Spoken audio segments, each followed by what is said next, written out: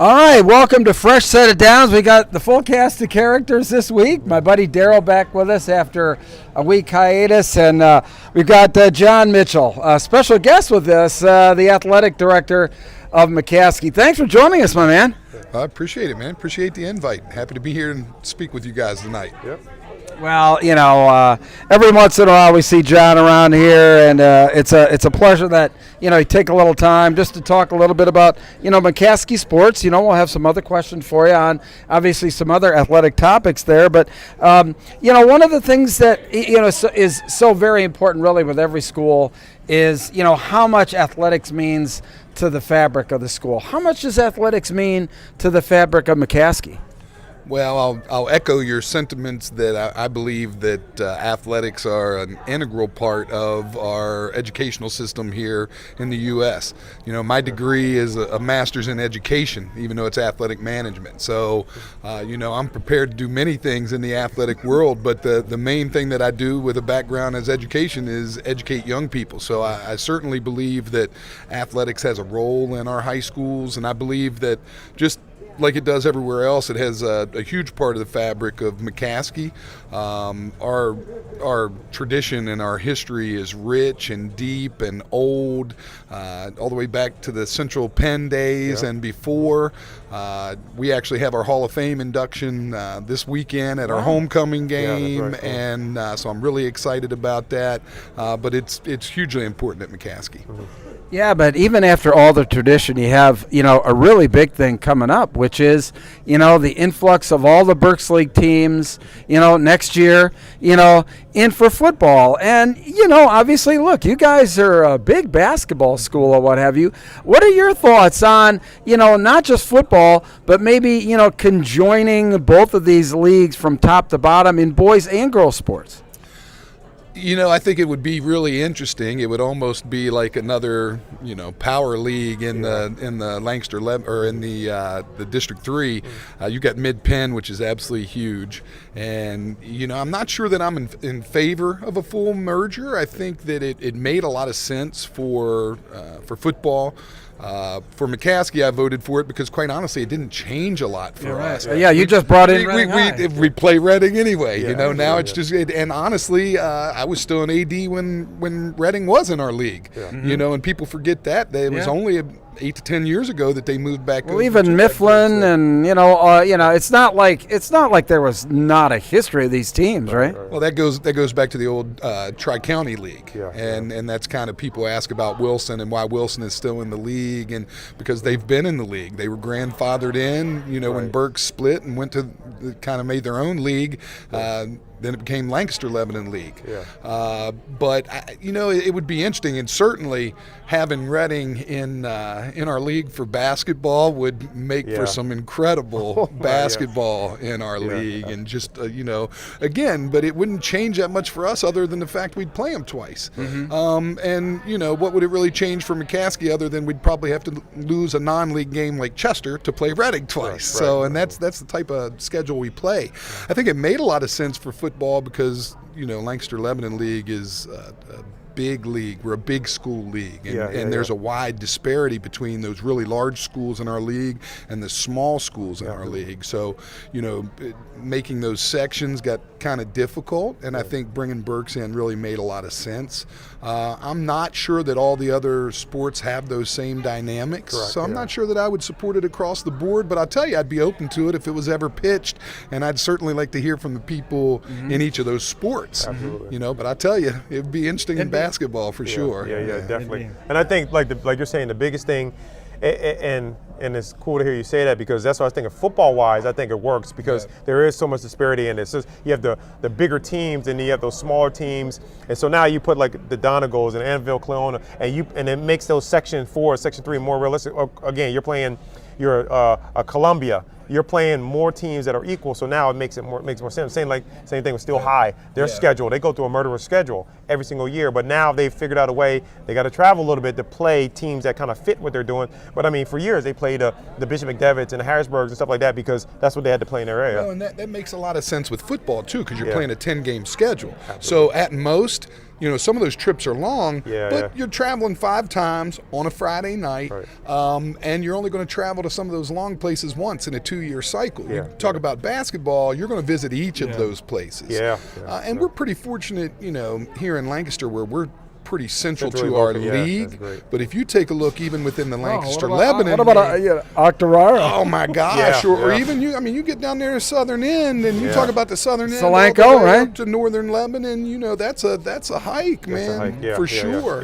So I think it definitely makes sense in football, but I'd really have to look at a lot of the other sports. It would have a big impact. Yeah, but like you're saying too, because again, like now you got to pay the bus drivers, you got to pay for, and there's so many other things because now it's back and forth. One time every 2 years, that works. And again, like, so when people say that, like, that's why it took so long for this merger to happen. It has to make sense. Let's not do it because, it's cool, be cool. No, that's all well and good, but let's make sense of it, though. So, and I think football makes the best sense because of the amount of games you play. But baseball, every other sport is back and forth. Each week, 1 week you're in, and 3 weeks later so it's just too much. And I just think it'll work out that way. I'll tell you from a McCaskey standpoint, the unanticipated consequence and something I haven't dealt with before with our schedule previously, and this next 2-year cycle, we've got a mid-season week 5 bye.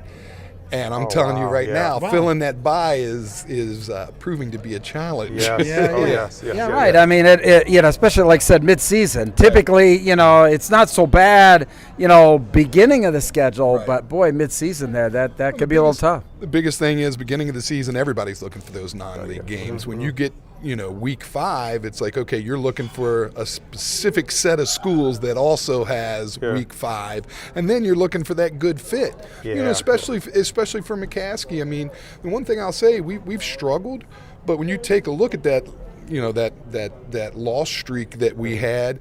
We stepped up last year when Harrisburg was looking for a game, and we needed a game, and said, "We'll come play." Right. So we want it to be the right game too. As we're 100%. Trying to grow, we don't want to continue to have those games. Well, you want it to be, like you said, the right fit. It's got to be a meaningful game. We talked about that even last year. Some of these schools were really going outside of the conference. They were playing out in like the WPIAL and that opening tournament against some teams that. Not only was it a long trip, but it really wasn't a good fit. And I think that's the tough part about that. But, what's something, about McCaskey athletics that maybe that other people need to know? I'd like to think other people know this, but I certainly want to take the opportunity to tout this. And I just think that we have some of the best, most committed coaches around. I think McCaskey brings with it a set of circumstances that, while not completely unique in today's world, is certainly compounded in a large urban school district. When you talk about off-season programming and even to an extent college visits and those sorts of things, my coaches become those go-to people in many cases that are providing those things, and they do so at no extra compensation, and they do so because it's the right thing to do for kids. They do so because it's the right thing to do for the program, and sometimes it doesn't always show in wins and losses. They may not be selected as coach of the year in their section every year or whatever, but those things certainly are huge for me. And when I look at the purpose of athletics and the things that they're doing, I mean, they're rock stars. They're awesome. And we've talked about that with Coach Cal out in Harrisburg. People don't understand in city schools, you have a different dynamic that no one else could even imagine what you have to deal with. And so, like you say, you have Josiah Gray and Young, like some of those guys I've worked with. You have guys at that elite level, and if their parents are not able to get away how are they able to go to these visits? How are they able to get to camps? So now, like, these coaches are coming out of their pockets, and even when I was there a couple years ago, working at McCaskey and things like that, we did things on our own because it was, like you said, it was the right thing to do. He needs to go. LC needed to go to this visit, or this guy. Like, so we did what we had to do to get them to where they needed to go and be able to get a college degree. So, I mean, that's really cool to hear because like you said, people don't know that, and you don't need to post everything. But long as, like you said, you guys know it, the community know that, the parents know that, I think that's huge because, again, that dynamic in the city is totally different than any other place. Because I think if you're successful in a city environment like a McCaskey or Reading, I think that shows how good of a coach you really are because it's so much harder, so many other elements you got to deal with in the city as far as even the training, guys getting there and finding a way to get to training because the city is so big, people don't realize how far those kids have to come just to get there. One of the things that kills us is that longevity is your friend in those things. Building those relationships, getting to know those families, getting to know those kids. Yeah. And we've been really transient in a lot of our programs. And when you're having, switch over every 2-3 years, that makes it difficult. If you take a look at what our boys soccer coaches have been able to do, they've done it with a tremendously diverse group of kids that bring a lot of different positive things to the table, but they've been able to do that partially because of longevity. This staff has now been together 8 to 10 years, and I think that's critically important too. Right, and that consistency is huge. Consistency is a big thing. Yeah, you just have to give those types of coaches, like you said, credit because of it isn't just goes far beyond everything between the lines. When you're and quite honestly, not necessarily just with McCaskey, but with so much. But what's your favorite sports moment in that you've been involved in McCaskey? Well, I've been at McCaskey now as the AD for 12 years, so I've had quite a few moments. A lot of them rank up there. That state semifinal basketball run we had a few years ago with Cherry and Swinton and all those guys, man, that was awesome. Even just as recently as last year when our school board was the first board in Pennsylvania to approve a girls wrestling team, and for me as a wrestler, that was huge. But I got to tell you that probably one of my most memorable and one of my most favorite experiences was a very small, as far as spectator event, was girls tennis against Hempfield. Oh yeah. And we won the match. Came down to the very last match. Was that at Hershey? Did they play it at Hershey? No, it wasn't. It wasn't for a district title. It wasn't for a section title. It was a section duel, us versus them, but it was at McCaskey. And girls tennis doesn't always get a real large following. It's basically parents and the teammates, and at McCaskey you'll get some kids that are coming out to their friends that are watching after the fact. But I think the surprise and the look of shock and awe on the opponents and the opponents' parents' faces when McCaskey, they didn't expect to come in and lose to McCaskey in girls tennis. And I think for me, that was just awesome. I like to be a part of those things. You talked earlier about the fabric at McCaskey, and I think when people talk about McCaskey sports, they think about basketball, boys basketball specifically, and football. And the reality is we sponsor almost every team that the Lancaster Lebanon League sponsors, with the exception really of lacrosse. And very successful in a lot of those, but they're not always noticed either. So I think for that one, it was just a fun win. It was an awesome win. It was just a small group of people that got to experience it, and I think there's so many memorable experiences with basketball. Of course, we've had huge games. We've had the big win against Coatesville a couple years ago at McCaskey. So there's been a lot of that. But that one that really just sticks out in my mind, I see the look on the people's faces. Right. Awesome. And I know exactly what you mean. It's just that moment where they have no idea, and the girls decide today's the day we're going to make that change. And you're like, they got it done. And you could see it building. Right. We were down. You played 7 points, and we were actually down and won those last two. So when we won the next to last one to tie it up 3-3, and everybody's watching that last one and kind of how it was going. The drama, and you could kind of feel the anticipation in the air for our kids, and almost the shock and awe, like no, this can't be happening. And it was just a great feeling. Awesome. It gave me goosebumps. Oh, I still think about it. It gives me goosebumps. But again, that's those are the moments we talk about because, when people always ask things, what do you most remember about football and things, it's never what you would think it would be. Right. It's never like that. It's never like a championship game. It's like some event that's happened along the way, or some coach who gave you the motivation to get you to that point. And it's always those type of moments. So that's awesome to hear because, and again, I think too, because as an athletic director, it's not just football. There's so much you have to do and so much you have to cover, and to be able to be at that moment. You know what? I'm going to go to the tennis match today and be able to experience. I can only imagine, because it don't take much for me. I get excited about everything. Yeah, we do it. Look, that's why I think that's why we're all involved in sports the way that we are.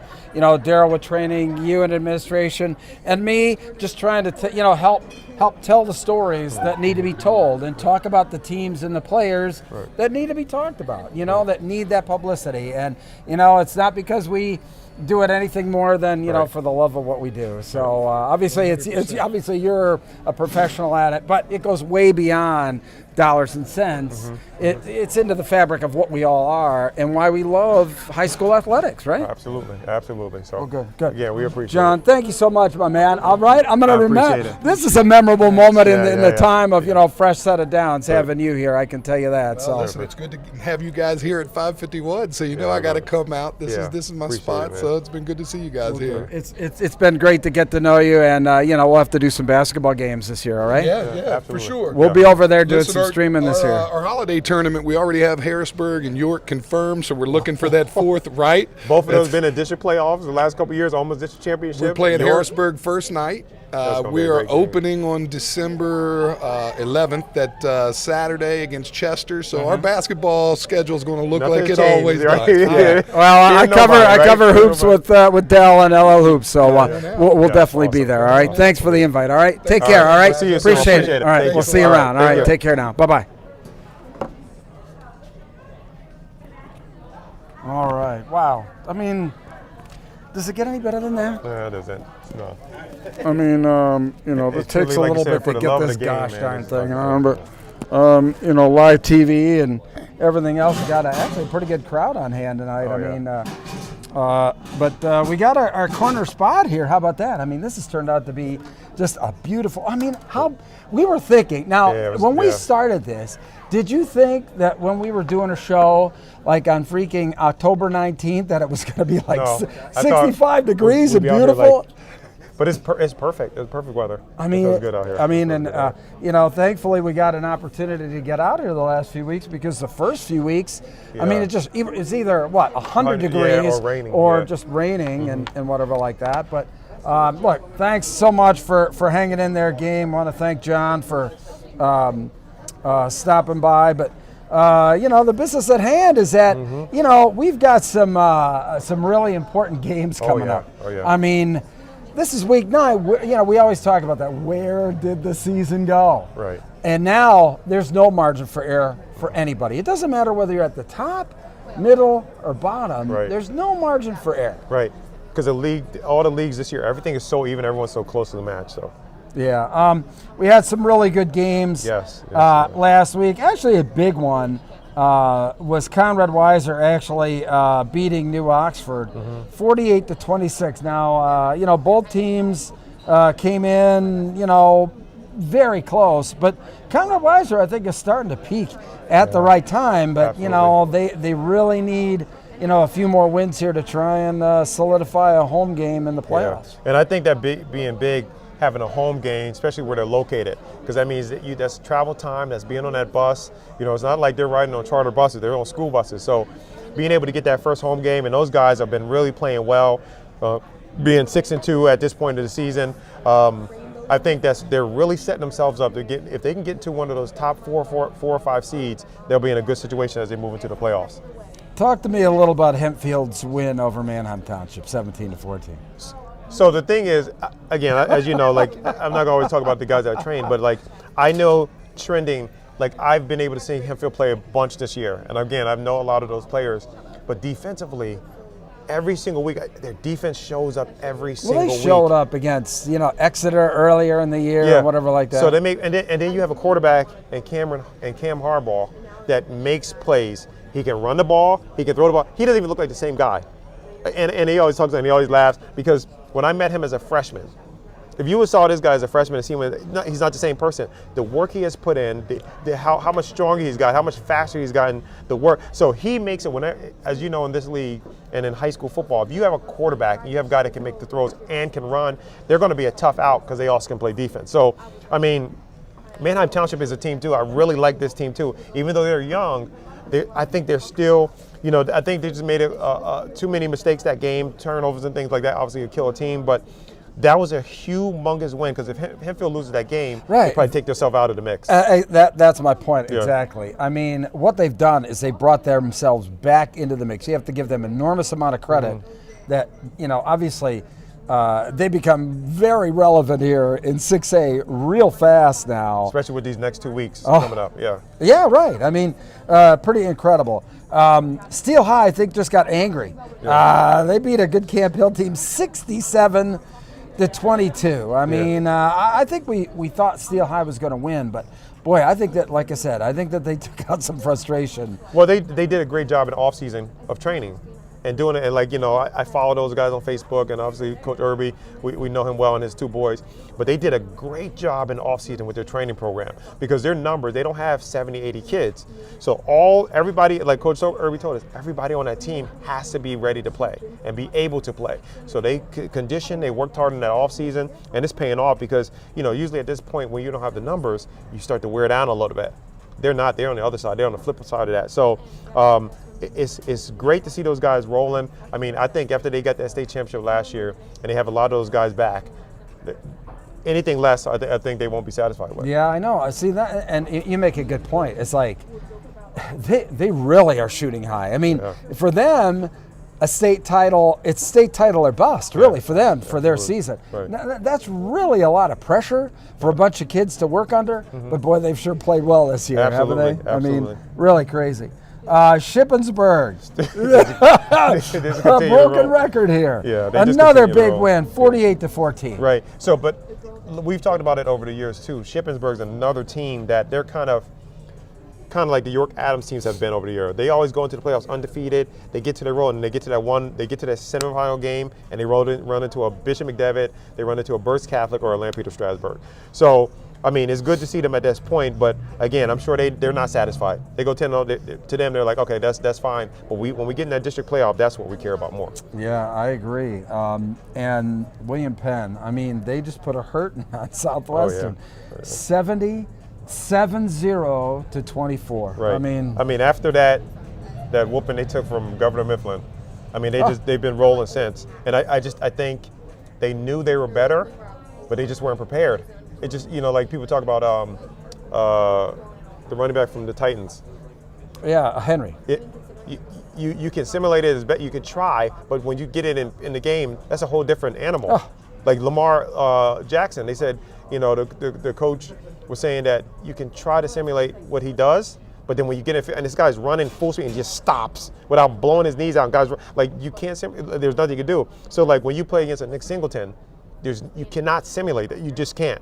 And then all of a sudden it just shows up and he's there. And it's like every play. So it's hard to do. So since then they've been rolling. So I will be very interested to see, because again, what's coming up down the road in a couple weeks, to see where they really are. If they're ready to make that next step, we'll find out right away. That's the good thing about it. We'll find out, because Central York, we know what they are. So we'll find out right away what they are, for real. And Exeter, we found out what they were last week. That was the game that my buddy Kerry and I broadcast. They beat Berks Catholic 33-21. And physically, they handled the line of scrimmage. Quite honestly, most of Exeter's yardage was between the tackles. And they played the running game with Nangle and Yoakum was just really outstanding. And they threw in a couple of long passes there to Joey Schlaffer. And I tell you what, that's good. I said it, last week. That's the best 5-3 team out there. I'm telling you. Yeah. And again, they lost besides the Governor Mifflin game, but even in that Governor Mifflin game, they lost to Central York, Hempfield, and Governor Mifflin. Right. And at that Governor Mifflin game, if they were a little bit more consistent on their defensive assignments, because they did a good job slowing Nick Singleton down, but they made 5 mistakes and he made him pay 5 times. So if you look at that film, I mean, no one had had Governor Mifflin in 3rd and long all year, and they had them in that situation like 7 or 8 times, and they could not make the play. So again, if they're able to move forward, they should be able to move in the district playoffs. It's going to be, it's not going to be an easy way, but they may see them again. Now, knowing what they know, are they going to be able to make those adjustments and be able to get it done? Well, I think that they secured themselves at least a first-round home playoff game. I think Exeter, but we'll find that out. In a couple of minutes, we'll go through the power rankings. We'll see how it all stacks up. And don't look now. I said that before, but wow, Central Dauphin hung 52 on Altoona. Max Mosey. I mean, talk about peaking at the right time. Right. I mean, again, we talked about it when they missed those 2 weeks in a row. They can't afford to lose not one other game, and they're on that collision course with Harrisburg. And I don't even do they even play Harrisburg this year? I think they missed that game. I think they did miss that game. So I think that's when I think Harrisburg played Governor Mifflin because they correct. So if they can finish out their season, they may be able to eke into if Central York slips up, they could possibly slip into the number 1 seed after missing 2 games. So I mean, anything can happen. So yeah, this power ranking is going to be interesting to see. It's right, because like I said, there's a lot to be decided because Central York still has to play. Well, we'll get into that. But all right, who have you got for Player of the Week? Well, Bo Heiser is going to be the Player of the Week. The reason being, this guy I don't want to jinx him, but this guy has been playing very well over the last 2 years.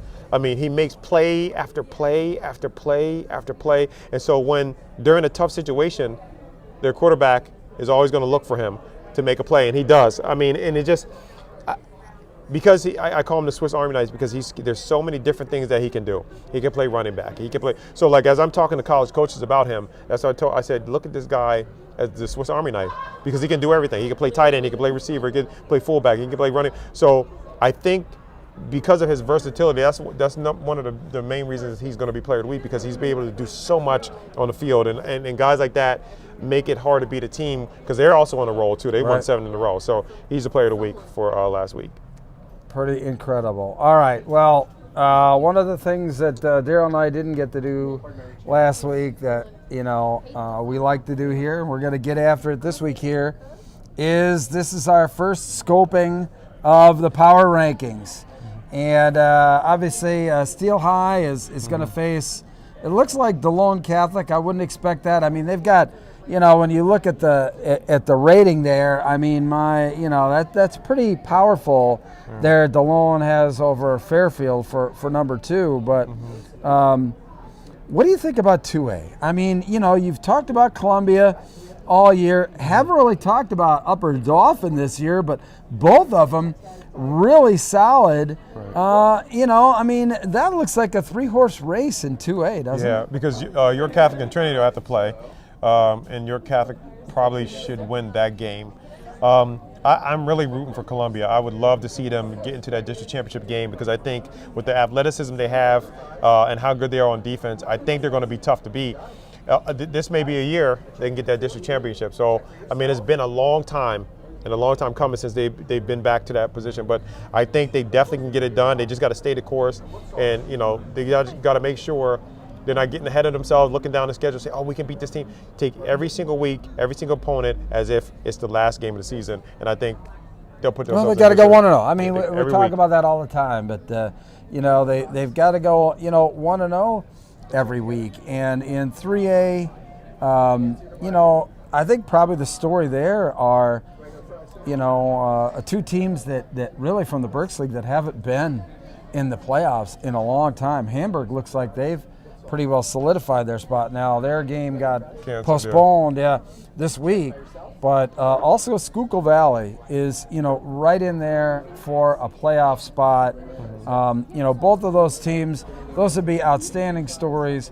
West Perry as well. I mean, give credit to these teams that you talk about all the time that stay the course. They've got 2 more games left. I mean, so if you're that coaching staff and you're trying to, reach that unreachable star for those, what are you trying to tell those guys to keep them grounded? Well, it's just about staying focused on the task at hand. Everybody, I'm sure, Coach Franklin, Penn State say 1-0 every single week, but you have to not only say, you have to believe it, because if you start looking ahead and guys start reading the press clippings and reading and feeling good about themselves, what happens is you're going to overlook a team. Sure. And they're going to put you in a position where now you're hoping and praying someone loses so you can make the playoffs, which you don't want to be in. Yeah, you don't want to be in, but why I'm missing, just, they're, quite honestly, obviously they're looking for a district championship, but I think their sights are set on much higher. Absolutely. And look at here. I mean, there was, a lot of news. LS put out the fact that they were, number one in the power rankings this week.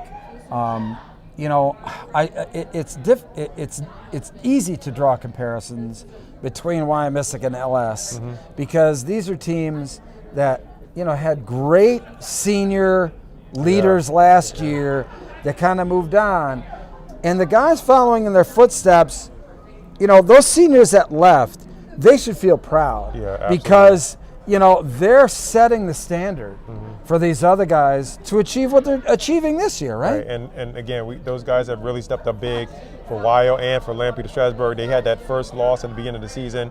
They made some adjustments. They moved some pieces around. They made some adjustments on defense, and they have been rolling ever since. So, I mean, that 4A, which every single year that 4A is almost like a gauntlet, that's going to be very interesting because there's still some things to be settled here. But Bishop McDevitt is looking very, very good. Oh, my God.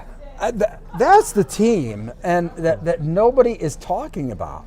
I mean, they hung 56 the other, on Cedar Cliff the other week. A very good Cedar Cliff team. That's a 4A against a 5A, and I mean they really dominated that game.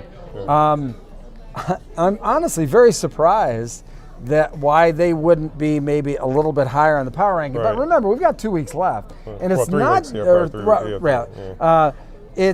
It is so much about how the teams that they played win as much as it is their own victories there too. But pretty interesting there. 5A Governor Mifflin, it's going to be I don't know. I mean, almost insurmountable. Even though Shippensburg has had that great season, that's an almost insurmountable margin on the power ranking that Mifflin's got. I mean, they got him by almost a full point. I mean, that is crazy.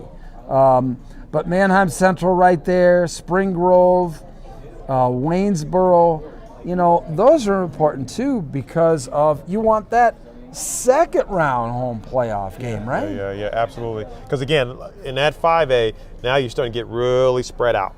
Like really spread out. Same thing with 4A. Like you start getting really far away. So those are going to be some long trips. And and another good story, maybe the best stories going on are the fact of right now, Twin Valley and Fleetwood would make the playoffs. Yeah, that'd be awesome. Incredible. Right, and Ephrata being first time in a long time too. I know, Ephrata. Look at here, Daniel Boone. Now they've got a tough road to hoe this week against Governor Mifflin, and they have to play Exeter yet. They really kind of going into the teeth of their schedule. But even Daniel Boone has an opportunity.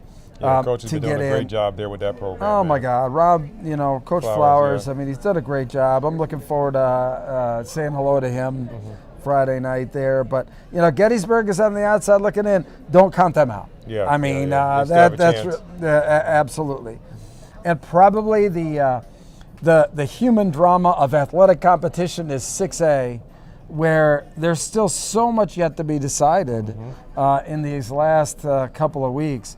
Central York is number one for now. They have a gauntlet that they've got to go through.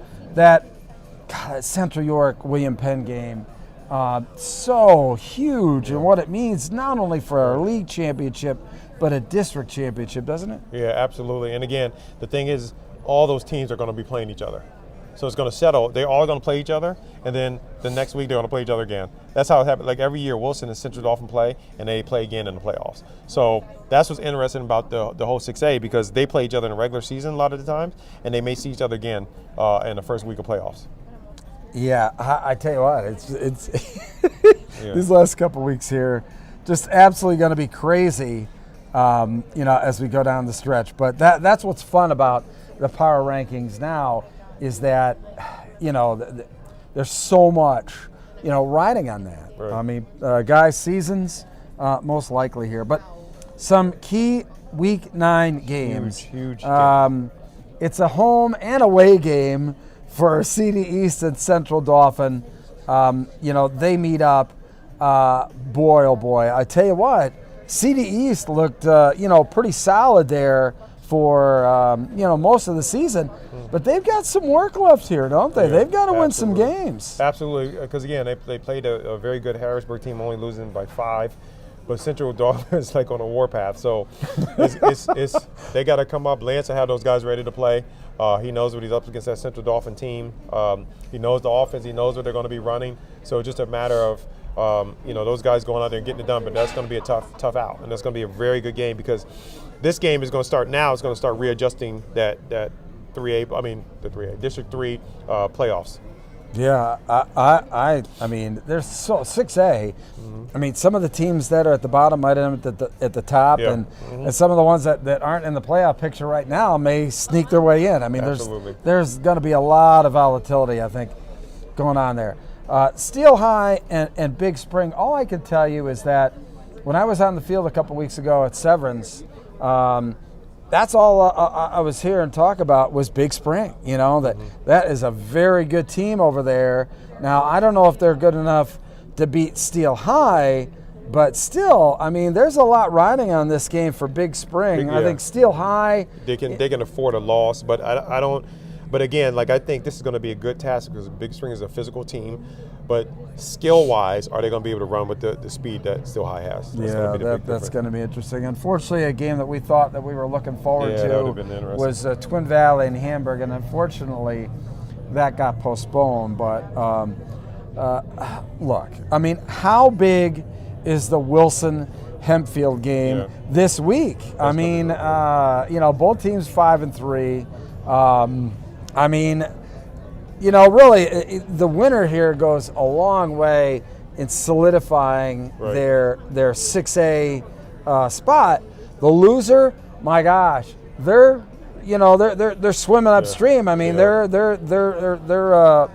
playing for their playoff lives. Yeah, I mean, this is going to be a very good team. Again, Henfield's team is going to be strong. They're athletic and they're strong enough to be able to stop the run and cover the pass. So I think both of these teams are evenly matched. I think the Jones boys are going to be probably the difference in this game. Cameron went returning punts and kickoffs. So but the thing is, with Wilson, if you just try to pooch kick it, you can't put the ball at the 47-yard line and then have them go short field. Well, then you got the other Jones who's going to just run it down your throat. Yeah, Jaden. I mean, so you can't. So you just got to almost get to the point where you just got to go play football and let the chips fall where they may. But you got to be careful. But the coverage teams, the special teams, that all week I know Coach George Eager, he's probably those special teams. You got to be on that punt team and that kickoff team. You got to be on it all week, and you're gonna have to probably put your starters on those teams in order to make so that doesn't. Put you in a situation where that causes you to lose the game. Because again, Cam can break one at any time, and so can Jaden. You got TJ Flight, you got a great quarterback. So they got a lot of good things that can be able to make this game open up. So I tell you what, you put pressure on a punter, okay, where he's got, forgetting about 9 times out of 10, the pressure is just getting the kick off. Correct. Well, now you've got a punter who's got a directional kick it away from a guy who's dangerous like Cam Jones. Right. I saw him. I mean, I saw him against Penn Manor, and the great thing about him is that he doesn't shy away from the ball. Like the ball hits the ground, he goes right after it. He doesn't shy away from it. He is trying to make a play on every single punt, and which is different than a lot of guys. Yeah, okay, absolutely, yeah. But Cam Jones and Brett Hubman's starting to play better too. Oh, absolutely. I mean, he's playing a lot better. I mean, had a big 60-yard touchdown run, I think, last week. That's helping out a lot.